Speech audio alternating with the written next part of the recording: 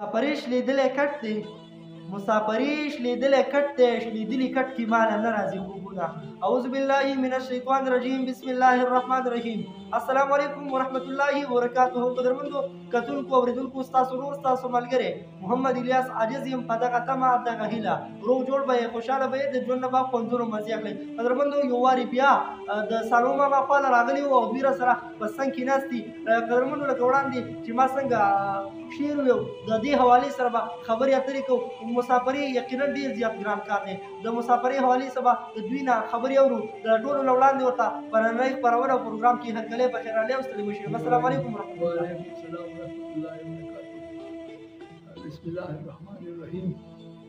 زما مسافر ورونو، واریکخو، مزدورکارو، السلام علیکم. سلام نه پس دا دی چې مسافري چې کومه ده دا د اوسپنو نینې شي چلي، ځکه چې موږ کړې ده. او تاسو چې په کوم ځای کې، که په دوبۍ کې، که په سعودي عرب کې، که په قطر کې، که په انګلند کې، که په جاپان کې، خدای پاک مو خوشحاله او آباد لره. زموږ دغه دوا ده او خدای هم داسې ښکاره کړه لکه نور اوس موږ موږ غریبانان یو، موږ به چا نه څه وکړو، خو صرف دغه وس هم کېږي چې دوا به راته کوو. او خدای پاک هم د خپل ملک او د خپل وطن ثواب وکړه او د خپلو بچو چې خپلو بچو سره ناست دي. ځکه مسافري ما کړې ده، ما ته پته ده چې د مسافرۍ څونه یو منټ څونه سخت او څونه تکلیف وي. د شپې په 2 بجې پاسه، د شپې په 11 بجې پاسه، د شپې په 1 بجه پاسه. او نو بس زموږ خو دغه دوا ده چې پاک پروردګار هم خوشحاله ساته چې په هر ځای کې، او خدای پاک هم مه خفه کوه، او خدای پاک هم ډکې منګولې راوله خپلو بچو له.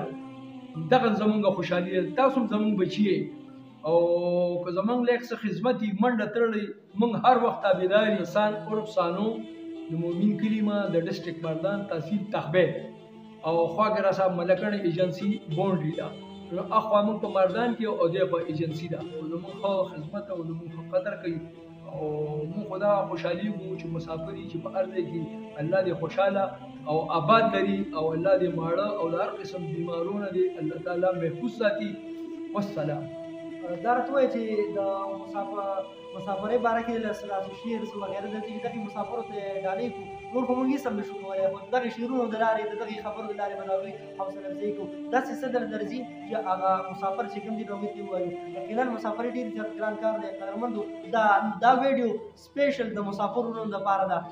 داسې څه زه خو به دغه ووایم چې ما نه خو د محمد رفیع وګڼله ده په اردو کې، او دور کے مسافر ہم کو بھی ساتھ لے لے ہم رہ گئے اکیلے. او کوئی مسافري دې ډېره وکړه، مولا دې خپل وطن ته راولي.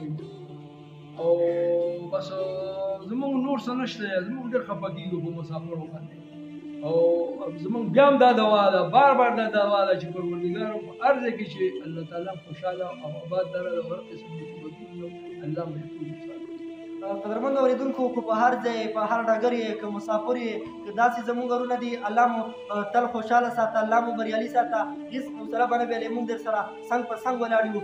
چېرته مې ښاد اوسئ، آباد اوسئ، خوشحاله بریالي اوسئ. ما محمد الیاس عاجز او سالو ماما داره کې اجازه. چېرته مې ښاد اوسئ. السلام علیکم ورحمت الله وبرکاته.